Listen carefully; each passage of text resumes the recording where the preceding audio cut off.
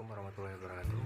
Sekarang saya Ahmad Ramdhani dari kelas PSF semester 6 dengan nomor 108177179. Pada kesempatan kali ini saya ingin mempresentasikan hasil konsep not proposal saya yang berjudul Pengaruh Pelayanan Produk Tabungan Faedah BRI Syariah B dan Motivasi Terhadap Kepuasan Nasabah dalam Penggunaan Produk Berkelanjutan di BRI Syariah KC Sidoarjo.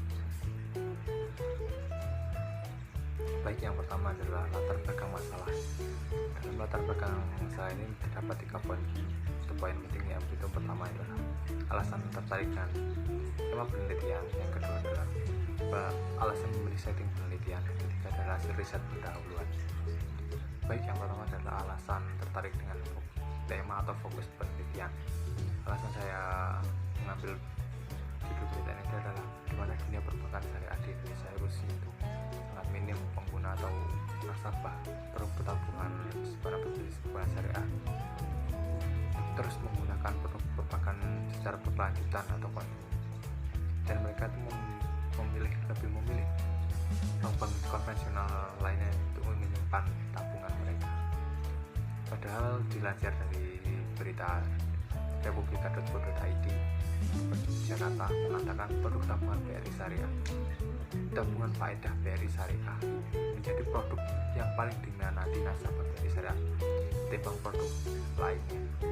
Per Desember 2014, produk tersebut mencatatkan volume tabungan itu senilai 3,67 triliun. Corporate Security BRI Syariah Lukita Permatasari mengatakan produk tersebut diminati karena memiliki fitur paling lengkap, sekitar 100 fitur yang diberikan dari produk tabungan faedah BRI Syariah B itu sendiri. Terlebih memiliki fitur electronic banking, internet banking, dan mobile banking. Dan pada tahun 2019, produk tabungan faedah IB BRI Syariah mendapatkan puncak pencapaian terbaik atau tertinggi dengan menerima penghargaan di acara Top Brand Awards 2019 kategori tabungan syariah yang diselenggarakan majalah marketing dan furniture consulting group di Hotel Mulia Senayan Jakarta yang mampu menempati posisi pertama dengan nilai indeks 29,1%. Pencapaian tersebut tidak lepas dari beberapa faktor, yaitu pertama yang mengatakan masyarakat terutama generasi milenial itu banyak memilih tabungan faedah BRI Syariah karena kualitas serba mudah, yaitu gratis biaya administrasi bulanan tabungan dan kartu ATM, mudah melakukan transaksi tunai, cek saldo, dan transfer semua mesin dan kartu ATM, jaringan prima atau bersama. Selain itu juga banyak fasilitas pembayaran, pembelian hingga investasi yang didapat jika nasabah juga menggunakan mobile banking andalan BRI Syariah, yaitu Bit Online. Nasabah BRI Syariah akan merasakan kemudahan transaksi hanya dalam satu genggaman melalui ponsel yang mereka. Namun pencapaian tersebut masih belum dirasa menggugah hati para nasabah Bank BRI Syariah yang ada di berbagai wilayah Indonesia, khususnya di Sidoarjo, Jawa Timur. Nasabah yang telah membuka rekening tabungan faedah BRI Syariah ini masih enggan untuk terus menggunakan produk tabungan ini dan memilih terus menggunakan produk-produk tabungan bank konvensional lainnya dengan berbagai alasan dan spekulasi. Selanjutnya, alasan memilih setting penelitian di lapangan. Itu alasan saya memilih setting penelitian di lapangan karena saya merasa judul yang saya ambil maka penelitian akan mudah dilakukan saat terjun di lapangan sehingga dapat lebih jelas dan padat, lebih menyeluruh dalam mengamati suatu permasalahan yang ada di lapangan dan bisa lebih dalam mengeksplor atau mengambil data-data yang dibutuhkan untuk penelitian kali ini. Tetapi saya juga masih memerlukan bantuan dari berbagai literatur, buku, skripsi, serta jurnal-jurnal terdahulu. Misalnya hasil riset atau observasi pendahuluan. Pertama itu kualitas pelayanan produk tabungan faedah BRI Syariah berpengaruh positif terhadap kepuasan nasabah dalam penggunaan produk berkelanjutan di BRI Syariah KC Sidoarjo. Sehingga semakin baik pelayanan produk tabungan BRI Syariah IB, maka semakin tinggi tingkat kepuasan nasabah dalam penggunaan produk berkelanjutan di BRI Syariah KC Sidoarjo. Yang kedua adalah motivasi Motivasi produk tabungan BRI Syariah IB berpengaruh positif terhadap kepuasan nasabah dalam penggunaan produk berkelanjutan BRI Syariah KJ Sidoarjo, sehingga semakin baik motivasi produk tabungan BRI Syariah IB, maka semakin tinggi tingkat kepuasan nasabah dalam penggunaan produk berkelanjutan di BRI Sidoarjo. Yang ketiga adalah pelayanan produk tabungan faedah BRI Syariah IB dan motivasi berpengaruh positif dan signifikan terhadap kepuasan nasabah dalam penggunaan produk berkelanjutan di BRI Syariah KJ Sidoarjo. Maka dari itu setiap karyawan bank BRI Syariah KJ Sidoarjo harus bisa melayani nasabah sesuai standar yang sudah ditentukan oleh perusahaan BRI Syariah yang ada di Sidoarjo. Selanjutnya adalah rumusan masalah dari konsep proposal. Yang pertama adalah apa pengaruh pelayanan produk tabungan faedah BRI Syariah IB terhadap kepuasan nasabah dalam penggunaan produk berkelanjutan pada BRI Syariah KJ Sidoarjo. Yang kedua adalah apa pengaruh motivasi produk tabungan faedah BRI Syariah terhadap kepuasan nasabah dalam penggunaan produk berkelanjutan di BRI Syariah KJ Sidoarjo. Yang ketiga, apakah ada pengaruh yang signifikan antara pelayanan produk tabungan faedah BRI Syariah IB dan motivasi terhadap kepuasan nasabah dalam penggunaan produk berkelanjutan di BRI Syariah KJP Sidoarjo. Oke, selanjutnya adalah kajian pustaka atau penelitian terdahulu. Itu saya mengambil dari 7 kajian pustaka, yaitu yang pertama dari Destika Permatasari dengan judul pengaruh kualitas pelayanan dan kualitas produk tabungan IB Sasana terhadap kepuasan nasabah dalam Bank BNI Syariah KJ Ungaran dari skripsi tahun 2016. Yang kedua adalah Umul Nur Aini dengan judul efektivitas layanan weekend banking syariah dalam studi preferensi nasabah terhadap layanan weekend banking syariah di BRI Syariah kantor Kas Pusat Grosir di Pasar Turi Surabaya dalam tesisnya tahun 2016. Yang ketiga adalah Diva Ikrimah Muzdalifat dengan judul pengaruh promosi kualitas layanan dan motivasi terhadap kepuasan memilih produk tabungan emas di Pegadaian Syariah dalam studi kasus di Pegadaian Unit Pasar Telo Yogyakarta dalam skripsinya tahun 2017. Yang keempat adalah Artina Rahma Arbaati dan judul pengaruh religiusitas, motivasi dan persepsi nilai terhadap loyalitas nasabah dalam menggunakan produk bank syariah dalam skripsi tahun 2016. Yang kelima adalah Wijayanto dengan judul analisis pengaruh kualitas pelayanan terhadap kepuasan nasabah di Bank Mandiri Syariah cabang Salatiga dalam skripsi tahun 2016. Yang keenam adalah Tika Kartika Ahmad Firdaus dan Muhammad Najib dengan judul Customer Relationship Management Analyze the Factor and Customer Loyalty in Indonesia Islamic Banking dalam jurnal International Conference on Islamic Economic and Finance in Kuala Lumpur, Malaysia tahun 2016. Yang ketujuh adalah Imam Abdul Hamid dengan judul The Analysis of Service Quality and Relationship Quality Impacts on Customer Loyalty or Survey of Rural Credit and Customer BPR Sekarang Raharja, BPR Nusamba Sukaraja, dan BPR Antana Japura di West Java dalam esainya tahun 2014. Ini adalah landasan teori. Landasan teori sendiri itu saya ambil dari beberapa buku maupun jurnal-jurnal maupun sumber-sumber yang lainnya. Yang pertama itu adalah pelayanan produk itu sendiri memuat beberapa poin. Yang pertama adalah pengertian dari pelayanan itu sendiri adalah suatu adalah usaha melayani kebutuhan orang lain, atau dengan kata lain adalah bentuk pemberian yang diberikan oleh produsen baik terhadap pelayanan barang yang diproduksi maupun jasa yang ditawarkan guna memperoleh minat konsumen, sehingga pelayanan mempengaruhi minat konsumen terhadap suatu barang atau jasa dari pihak perusahaan yang ditawarkan yang menawarkan produk atau jasa. Itu menurut Asauri tahun 1999 dalam buku Muhammad Nurianto Al-Arif dalam dasar-dasar pemasaran bank syariah tahun 2012 dan jurnalnya Rizal Elvira Maharani Eliza tahun 2016 2018 tentang analisis motivasi intrinsik petani dan dalam menabung di Bank Usaha Rakyat Indonesia atau BRI, unit Ukui Kecamatan Ukui Kabupaten Pelalawan, Jurnal Limeh Pertanian volume 13 nomor 1.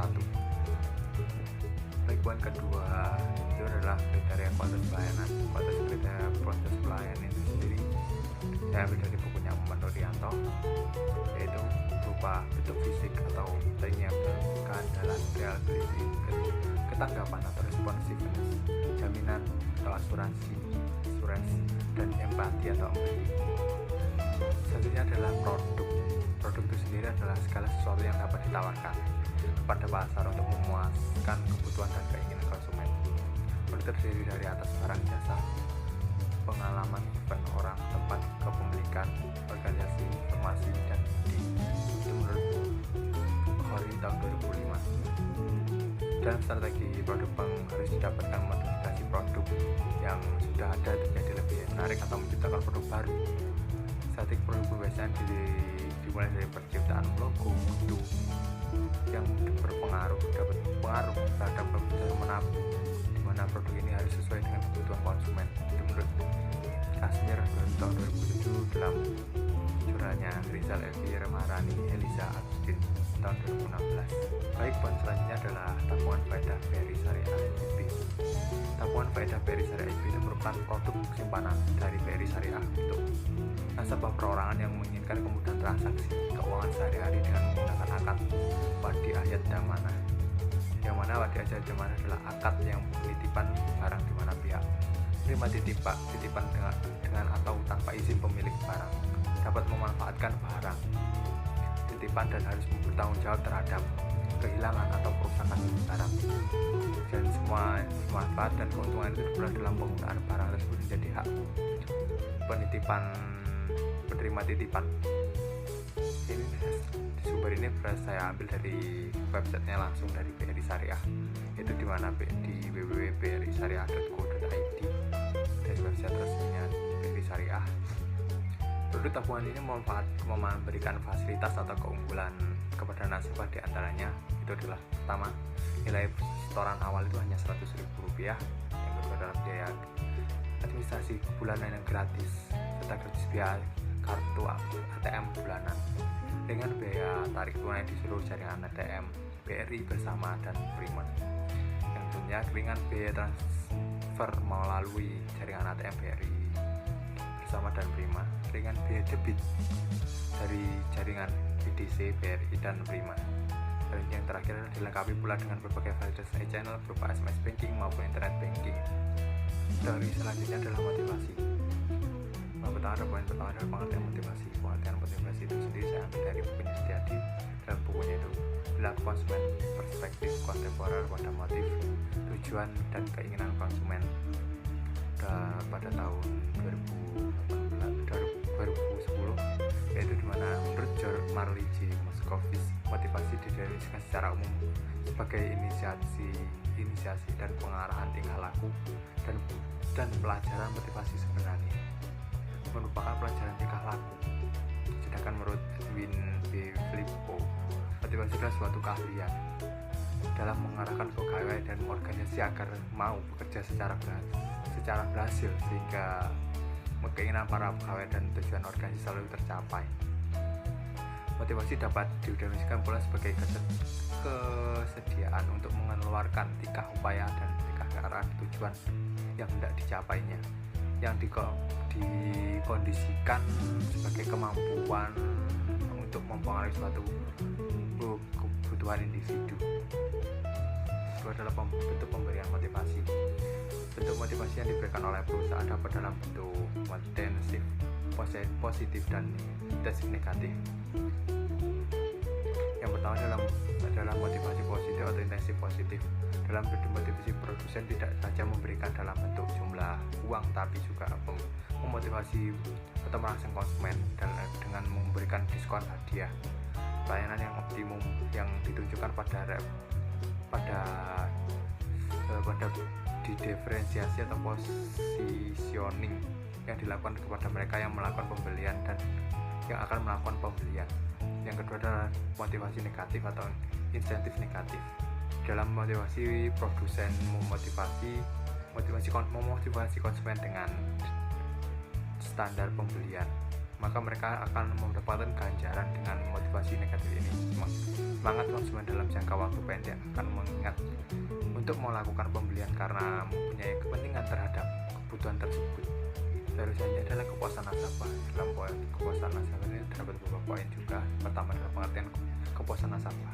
Dan dari kepuasan nasabah itu saya ambil dari bukunya Arif Nuryanto yang dari Dasar Pemasaran Bank Syariah Bandung Alfa Beta tahun 2012, yaitu dimana Philip Kotler itu mengatakan bahwa kepuasan merupakan tingkat perasaan di mana seseorang menyatakan hasil perbandingan antara hasil kerja, produk atau jasa yang diterima dengan apa yang diharapkan. Dari definisi kemampuan menurut Angel tahun 1994 mengatakan bahwa kepuasan pelanggan merupakan evaluasi purna beli di mana alternatif yang dipilih sekurang-kurangnya memberikan hasil atau outcome sama atau melampaui harapan dengan pelanggan. Sedangkan ketidakpuasan timbul apabila hasil yang diperoleh tidak memenuhi harapan pelanggannya. Poin yang kedua adalah cara mengukur kepuasan nasabah. Dalam bukunya Ahmad Nuryanto itu juga menjelaskan beberapa cara mengukur kepuasan nasabah. Itu ada 4. Yang pertama adalah sistem keluhan atau saran atau complaint and education system, di mana perusahaan meminta keluhan dan saran dari pelanggan dengan membuka kotak saran baik melalui surat, telepon, berbasis pulsa, customer hotline, atau kartu komentar kotak saran maupun sebagai sarana keluhan lainnya. Yang kedua adalah survei kepuasan pelanggan atau customer satisfaction survey, di mana perusahaan melakukan survei untuk mendeteksi komentar pelanggan. Diharapkan dari survei ini didapatkan umpan balik yang positif dari konsumen.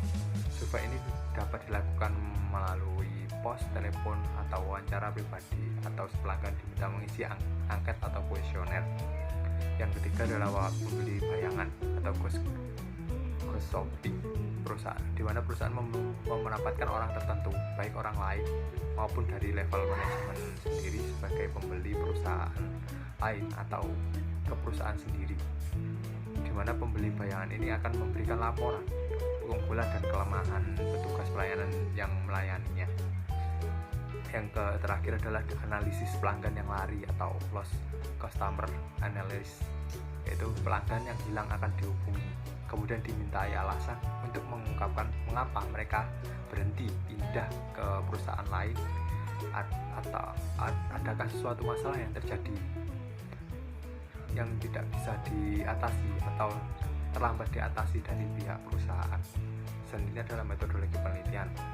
Metodologi penelitian yang saya ambil dalam skip penelitian ini merupakan studi kasus atau penelitian lapangan karena data diperoleh dari hasil pengamatan lapangan atau field research pada BRI Syariah KC Sidoarjo. Model angket atau kuesioner itu saya ambil digunakan untuk mendapatkan data primer yang mendukung penelitian ini, yang disebarkan kepada nasabah atau pengguna produk tabungan faedah BRI Syariah di BRI KC Sidoarjo dengan menggunakan pendekatan kuantitatif. Selanjutnya dalam teknik pengumpulan data. Teknik pengumpulan data dalam penelitian ini saya ambil dari bukunya Dr. Sugiono yang berjudul Metode Penelitian Bisnis, di mana teknik pengumpulan data yang saya gunakan adalah penelitian lapangan field research atau sebagai data primer, dan yang kedua adalah studi kepustakaan library research atau data sekunder, di mana penelitian lapangan itu menggunakan angket atau kuesioner, yaitu teknik pengumpulan data yang dilakukan dengan cara memberi seperangkat pertanyaan atau pernyataan tertulis kepada responden untuk dijawab. Yang kedua adalah studi kepustakaan atau library research atau sebagai data sekunder, yaitu data-data yang diambil dari penelitian ini diambil dari buku-buku, jurnal, surat kabar, internet, majalah, makalah, dan lain-lainnya yang berkaitan dengan permasalahan yang akan diteliti. Dan yang terakhir adalah teknik uji keabsahan data dan teknik analisis. Yang pertama uji validitas dan reliabilitas. dalam uji validitas digunakan untuk mengukur sah atau valid tidaknya suatu kuesioner, sedangkan uji reliabilitas adalah sebagai alat untuk mengukur suatu kuesioner yang merupakan indikator dari variabel atau konstruk.